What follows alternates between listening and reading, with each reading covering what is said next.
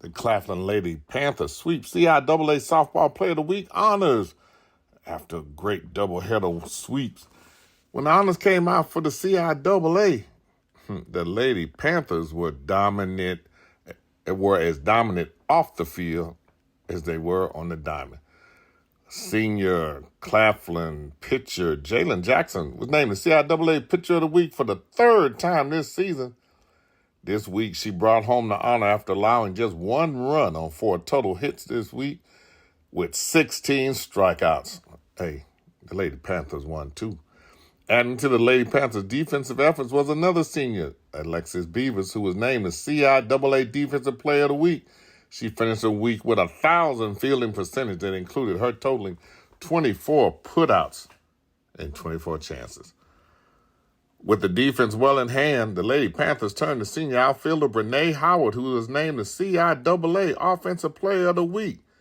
That's right, Pitcher of the Week, Defensive Player of the Week, and the Offensive Player of the Week. She finished the week with 8 runs scored on 5 hits on 16 at-bats with 2 RBIs. The upperclassmen were the only ones bringing home the bacon, as Claflin freshman catcher Zakaria Fenwick was named the CIAA Rookie of the Week.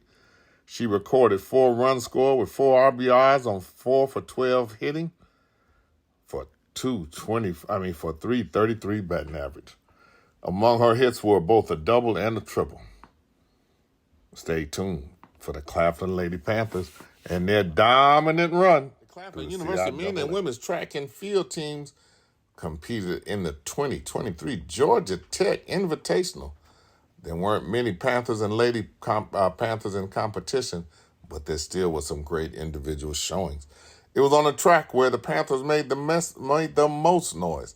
Freshman Javion Riley stood out when he ran the NC Division II professional qualifying time of 52.98 to place 5th in the event.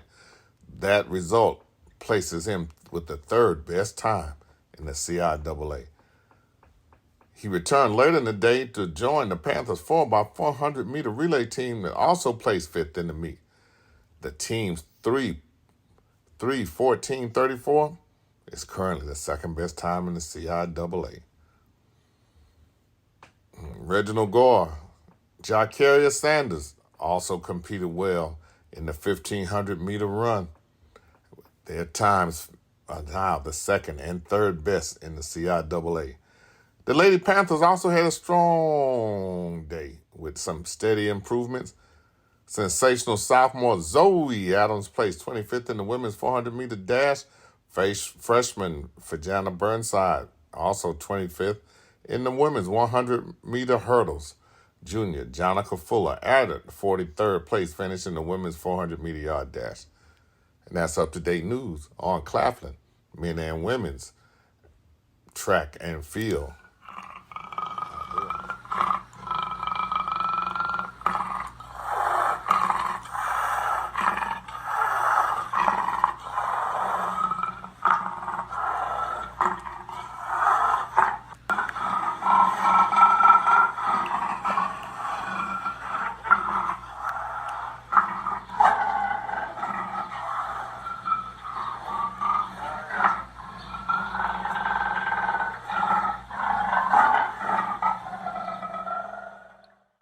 Hello, everybody. This is Mickey Clayton, the coach, as INSiiGHTS presents the Claflin Athletic Show, sponsored by Tony T. Chrysler Dodge Ram Jeep of Orangeburg, South Carolina.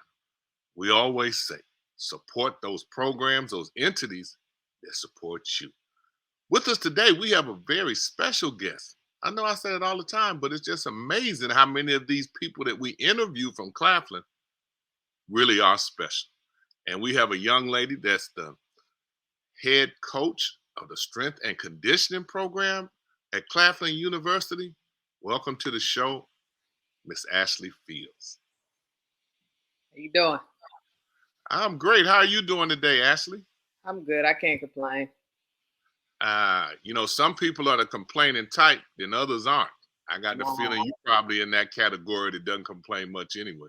At all. At all. At all, huh? At all. Well, thank you for taking the time and making the time to be able to talk to us today. But I'm going to just jump right into it. How do we get a young lady to be the head strength and conditioning coach? There can't be many of you in America in a program that supervises the men and the women in their athletic program. Tell us a little bit about that. That in itself is unique. Very, and I'm honored to just be in this position. I would say what got me here was just hard work. I played at Claflin. I've been at Claflin I played 3 years at Claflin, and then I've been at Claflin for going on 6 years now. Coached on the women's side, coached on the men's side, and I always had a love for strength and conditioning. I've been lifting weights. I've been around weights and strength training and things like that since my really my 8th grade year, when I played varsity in high school. So, I have a lot of history in it, a lot of background information in it, and I really love what I do. So, pretty much sums it up with it. Okay, well, what sports did you play? I played basketball. Yes, women's basketball. Okay. Having been a former women's basketball coach myself, I think a lot of times young ladies underestimate the value of the strength and conditioning part of it. It's just not a matter of going out and playing. Share some of that with us.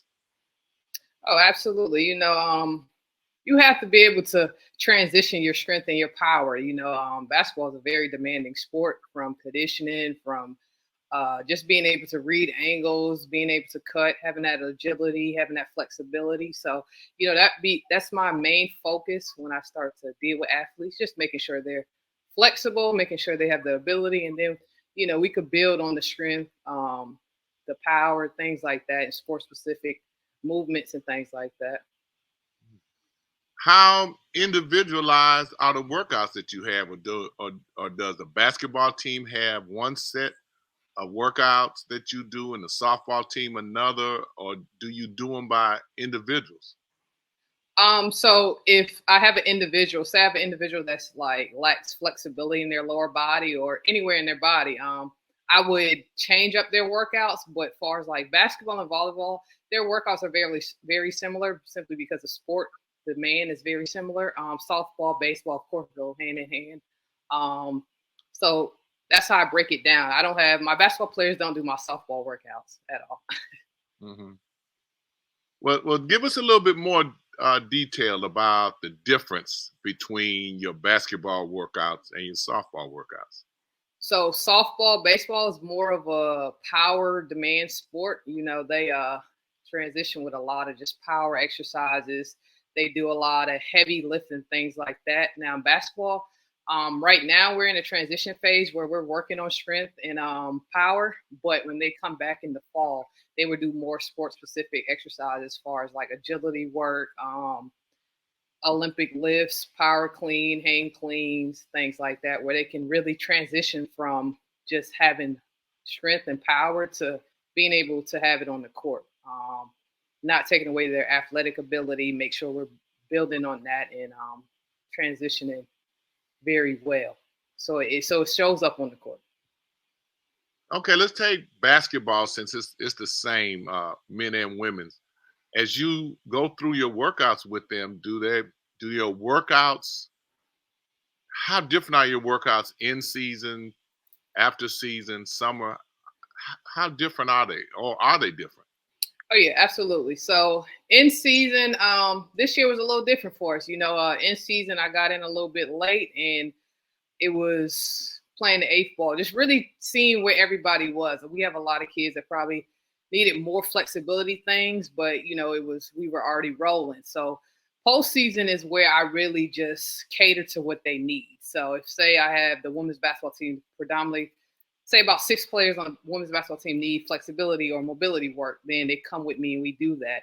But they still have a base workout where we're building on strength again. So postseason is just basically getting back in the weight room if we did stop lifting, and we would do like isolation things, isolation workouts, just basic fundamental workouts. And then this summer it grows from that. So they go from that to strength-based training, and they do a lot of conditioning on their own. So I really break it down where everything is a progression. So they start off with a half a mile because even though we're athletes, nobody basketball wise, and I speak for myself, nobody just likes to run for fun. So I do it where they come back and they fall and they test for 2 miles. But I do it where they can be encouraged to get to that 2 miles. Because if I just be like, okay, every workout you got to do 2 miles, it's going to be a struggle. So everything is a progression. We start off with a half a mile, then we grow onto that, and then they will test back. I had volleyball and women's basketball players max out right before they left. So it just gives them an idea of where they are. And then when they come back, they're going to do a couple different tests from conditioning to strength training. And I must say, like, just working with those two teams, that they enjoy it. They enjoy to see the progression they're getting. They enjoy maxing out. Max out days are like really fun because everybody's just engaged and everybody wants to see their teammate grow. And I make an environment where it's always competition. Sometimes I got to get on them because, life happens. We all have stuff going on, but sometimes the workout get demanding and they want to stay complacent and not build. So we add weight each week. And, sometimes they don't want to do that, but everything is very progression based, growing. We love to see our growth. Well, that's an excellent response. I mean, you answered questions that people may have had. I know one time with basketball players, I was one too, didn't want to lift during the season, didn't really want to lift at all. But right. As time went on, you saw so many of your competitors were lifting and you figured you had to get stronger. And then we didn't want to lift during the season because we thought it threw off our shot. Up until we noticed that Michael Jordan lifts, even game day he lifts. Absolutely, and that's what I always preach and teach. You have to stay that in season is more of flexibility and maintaining lifts. I don't lift to get crazy gains in season. It's just a maintain thing. I want you to maintain where we are, and we're going to work on that mobility, agility, and flexibility. So. Okay, having coached the women's basketball team at Florida A&M and coached the men's basketball team at Florida A&M, what are some of the differences that you detect in terms of even their attitude in approaching strength and conditioning? I feel like I'm so much younger than a lot of coaches around Claflin. That I could relate to. That's because you are younger than most coaches anywhere. Yeah, so I relate. I do have days where, they come in and they're in a funk, but it's more of me talking and just motivating and making sure they're okay mentally. Every time a couple volleyball players come in, I just got to make sure they ate. Like, did you eat today? What did you eat today? Making them comfortable and making them understand the importance of strength training. And it's rough when you first start off because you don't see the gains. You don't see your body still feels the same. Honestly, your body probably feels worse because you're working out again. So, you get tight, you draw up, and you really don't see the results. So once they start seeing the results, it's like, it's easy selling. We go in there, we talk, we laugh. It's an environment. And I always remind them, like, we could do all these things, but y'all got to work too. Like, don't come in here and think you're going to cut corners because it's a relaxed environment, So I'm not too demanding. I just want you to work hard. And if you don't work hard, it's like, I will take my time with you. I'll just explain to you, like, what's going on, like, why. And I got a couple women's basketball players. I just ask them questions, and I be like, just get back to me next week once you sit and think about this, So it's not all that barking and, but I do encourage them and let them understand the importance of everything. Yeah, particularly in basketball, in women's basketball, I could see, as we did, we had a hard time convincing the young ladies it was worth their time to lift because they really didn't want to. Yeah. And your approach is probably a good one. How long ago did you actually play at Claflin? I'm sure that may have some bearing with them being receptive to what you're trying to say to them. Yeah, and luckily this year was the last year I had any of my teammates. I 4 years out of playing. So this was the last bunch of I had 2 players that I actually played with here, and it's always mutual respect. I'm blessed to say that I never had the encounters of some stories I've heard about, transitioning from a coach to transition from a player to a coach. So they're really respectful, and it wasn't a bad transition at all. So. Claflin University has been the choice of thousands of students to help them prepare for a life of success and to realize their dreams. Claflin has an amazing reputation of preparing the workforce here in the South Carolina region and globally. We know that your experience here at Claflin will be transformational. The university has many articulation agreements with international institutions of higher education. Consider Claflin University as your choice because the world needs visionaries. I just thought that sometimes it might be a little difficult coaching your former teammates. Now, my first year it was, and it was because of the type of relationship. When I was a player, I said what I wanted to say, and I was very blunt with it. And then when you're on that role, and then I had a teammate where we would bump heads, but it was still mutual respect. Like the way I said it, I understood I could say that like that as a coach. So it was I had to be self-aware, more self-aware than anything. Okay, so you've kind of learned as you've gone along in this process. Oh, absolutely. What are some of the things that you've learned that you didn't know when you started? The type of different leaderships you have to have. I'm a firm believer that you can't lead everybody the same. They're not going to be receptive. One person might be receptive to a way that somebody else just rebels to, So that right there was probably the biggest challenge. Another was just being okay with making mistakes. I'm not always right, and I mess up, I fall short, and just balance. Just trying to transition from having the urge of getting off the bench and going in the game to sitting there, understanding I have to see the game and not actually play the game. Wow, you just said 2 things. It takes people years to learn.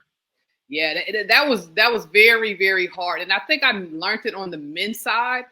It was weird because on the women's side, I had the urge of just getting off the bench. Like it was times I just wanted to check in the game. And then on the men's side, it was like the game was quicker and I kind of got lost in the game. I thought I knew basketball. I've been playing since I was 4, but being on the men's side, it opened my eyes up in it. I think it will expand me as a coach if I ever get back to coaching basketball. Okay, give me an example of something that opened your eyes watching or being there on the bench with the men's game.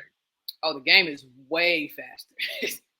It's so much faster. There's so much going on. I feel like it was just so much going on at one time that doesn't happen in women's basketball. Like women's basketball is, to me now, when I sit and watch it, it's so much slower and I understand the game on a whole nother level. I knew basketball, but being on the men's side, I don't know what it was about it. It was faster. Like the movements, everything, the plays, even down to, I always say, I make jokes about it, but that's how I really feel. I feel like women's basketball is way more physical than men's. Like men's basketball is way more controlled, but it's quicker and more poised in a sense. Women's basketball is very physical and, it's poised, but it's physical. And I feel like it's slower, but it's more demanding in a way. Okay, what sports do you work with that you think really gravitated towards the strength and conditioning component? I would say softball. They were very, very, very receptive. Softball and volleyball. I can't exclude them. Softball and volleyball. And honestly, with softball, I've learned so much that I did not understand about their sport. So I appreciate them. Wow, I would have thought softball and baseball, maybe even track before volleyball. That's why volleyball. That just surprises me with volleyball. Because volleyball is when you think about volleyball, I thought about it was just always jumping. I didn't understand the demands of how much rotational work they need, how much up downs they need, how much getting off the floor, flexibility, mobility. Volleyball leaves a lot of mobility for the positions they be in, to being able to explode out of those positions. I was blown away. you know, because my mindset when I was first coming into it was just like volleyball really is just a jumping sport that, you know, but when you dive on the floor and you have to extend your arm out to save a ball, that takes a lot of core and rotational work to do. Wow. Okay. Now, tell me, what do you do during the day? Do students come and do individual workouts during the day at their leisure? Do you have an individual plan for them, and do you have an assistant that helps you during those times when you're not around? Yes. So during the day, now that it's postseason for basketball and volleyball, they just finished up their postseason. It was workouts. So I would have a group of normally 3 to 4 with women's basketball, different times throughout the day. And then volleyball came to me. I came back to Claflin at night, and volleyball will go with me at night. Preseason is team workouts, of course, and then softball is in their preseason, their fall season. So it was them as well. As far as assistant, no, I do not. I try to balance and handle everything as efficient as I can. Okay, so you're a one-person shop. Yes. Do the coaches, head coaches of their sports lean on you a lot in terms of rehabbing an injured player? Does that fall under you, or does that fall under the trainer? Oh, yeah, most definitely the trainer. And then, you know, I communicate with the trainer just as far as, okay, they're clear from rehab. And then I slowly transition them into, like, I have a women's basketball player that's coming back from an ACL. She's slowly, and she hates it because she wants to get right back full active. But, you know, we're slowly getting her back into the groove of things. So. Okay, so what else do you do during the day? A lot of studying. This profession is it's always growing. It's always new information out. I'm always reading something, trying to figure out how to be better. That's my biggest thing. If I'm not doing workouts, that's another thing I'm doing, is just studying, trying to understand and be the best. Because I tell, I have a close relationship with the volleyball team. That's why I keep referring them. But like I tell them, I want to see everybody win. And I know how important strength and conditioning is to winning. You know, just being able to say my body feels okay to go the extra mile. You know, of course, it's not just about the feeling, but when you really don't have no mobility and you're trying to lift weights, it's not beneficial. So just expanding my knowledge with everything. Tell us a little bit about the facilities that you have to do what you're trying to do. So Claflin, we got a little, you know, it's a dungeon gym. It's a 4 old school, you know, 4 power racks. We got the old school weights in there. So we get it how we live there. It's not a big facility, but it's intimate, you know, and I love it because we're all close knit. It's of course more stuff that we would love to have, but we do what we got to do to make it work, you know, and we making it work. So some of the best gyms I've seen are the old school weight rooms, and yeah, you know, without the frills, no nonsense, hot in there and just get work in. Yeah, absolutely, the hot boxes, you know. So I'm sure you get a lot of support from your coaches and administration. Tell us a little bit about that. Oh, most definitely. Claflin is just a loving environment. You know, I haven't left yet because it's a family environment. You know, we all try to fit in and do what we can do to help each other win. You know, so that's the environment you come into when you come to Claflin. What you need, you can get. We got an amazing boss ahead of us. The coaches are amazing. Like, I just love the whole environment. Administration staff is amazing. You know, if you need something, they're going to try their hardest to get it done. That has really been consistent with each individual that we've talked to, their spirit and their love for the university. And I've been in athletics all my professional life and through college, and everybody likes to say they have a family atmosphere. Mm-hmm. And I say once again that a lot of that is just talk. It's not like that at Claflin. I mean, it really is a family atmosphere, and you feel it almost from the moment that you walk on campus. Right. Small, intimate, loving vibes. Well, Ashley, you said something there. Again, you said one reason you haven't left. Yeah, I'm still here. I'm still here. Where are you from, Ashley? I'm from Charleston. Okay. Yep. Born and raised. How did you end up at Claflin? Oh man, my story is a little different. It's not the average story. I moved around a couple schools and things like that, and I found Claflin. It's crazy when I say this, but Claflin was like my last option, and I ended up. One of my high school coaches contacted the coach here, and it was a go from there. I came in, played 1 year, sat a year, and then after that, it was just consistent growth for me. Okay, what did you learn as you transitioned to Claflin? What did you learn that you may have experienced other places that it just felt different at Claflin? You know, because sometimes you have to go through bad times to appreciate good times. So give us a little bit more about this interesting story of yours. Yeah, I went through some things. You know, I made some bad choices when I was younger, and it led me to Claflin. But one thing I learned, and I have to give thanks to Ms. Suggs, our former one of our former administration staffers. She taught me patience is a virtue. You know, I was so antsy and so all over the place when I first got into Claflin, and her and Miss Matisse Lee took me under their wing and just helped mold me, slow me down, and helped me grow. You know, they watered me.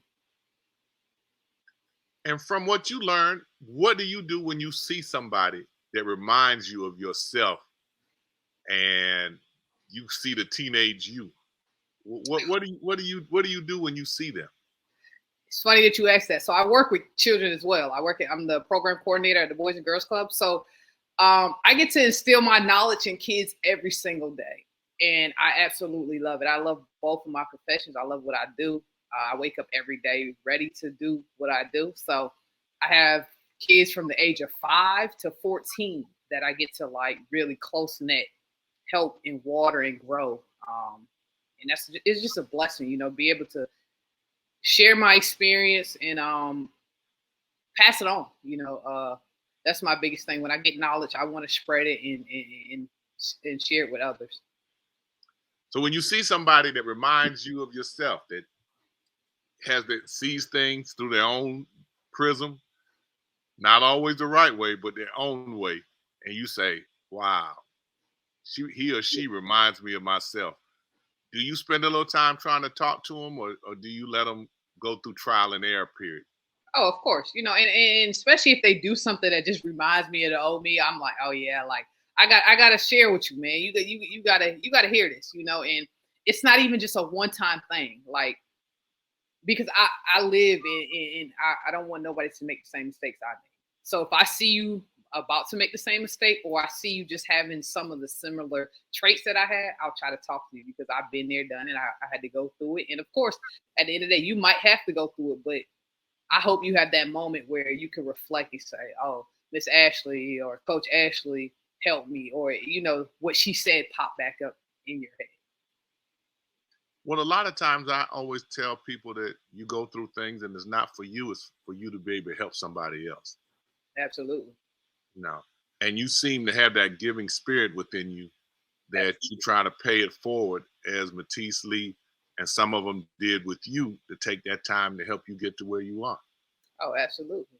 You know, Tell us something that, as we get ready to close, tell us what you tell a group when they come in to see you for that first time and they look up and see us, a young lady in there, getting ready to try to tell them about strength and conditioning. What do you share with them? I mean, this is my motto. When I first get to the team, I just let them know, like, I'm here to get you better. You know, it's up to you. At the end of the day, you still got to put in the work. I'm here to get you better. I'm going to do everything I can to help you get better. I understand we're going to bump heads. We're going to have disagreements and things like that. But as long as you respect me, we have smooth sailing, because I don't expect everybody to come in and just follow a dictatorship, because everybody has their own personality. Everybody is facing doing things the best way they can. You know, we all have difficult days. So as long as you respect, and you don't want to disrespect me, because, you know. Because there's another side of you they don't want to see. Side of me, you know? Yeah. So, and I try my hardest not to show that, and I try my hardest just to be that positive light, you know. I take pride in that. I just want to walk around and share knowledge, laugh, and enjoy the environment, enjoy the time. Let's grow, let's expand. I know what I'm talking about. I know what I'm doing. So, if you feel like you know better, then you follow your own way. And there you go, young ladies, from Ashley Fields, head conditioning and strength coach at Claflin University Athletic Department. You need to listen because you don't want to see that other side in her come out. That's not what you want. You don't want that smoke. But she will also talk to you. She will be able to explain so that you understand. And at Claflin University, it's all about love. Ashley, we appreciate you being a part of the show, and we wish you continued success with the Boys and Girls Club and at Claflin University. Appreciate you. Thank you, everybody. We'll see you next week. Like us on Facebook. I liked it on Facebook. Follow us on Twitter. INSiiGHTS. Yeah. 2 I's in the middle. INSiiGHTS. All right, y'all.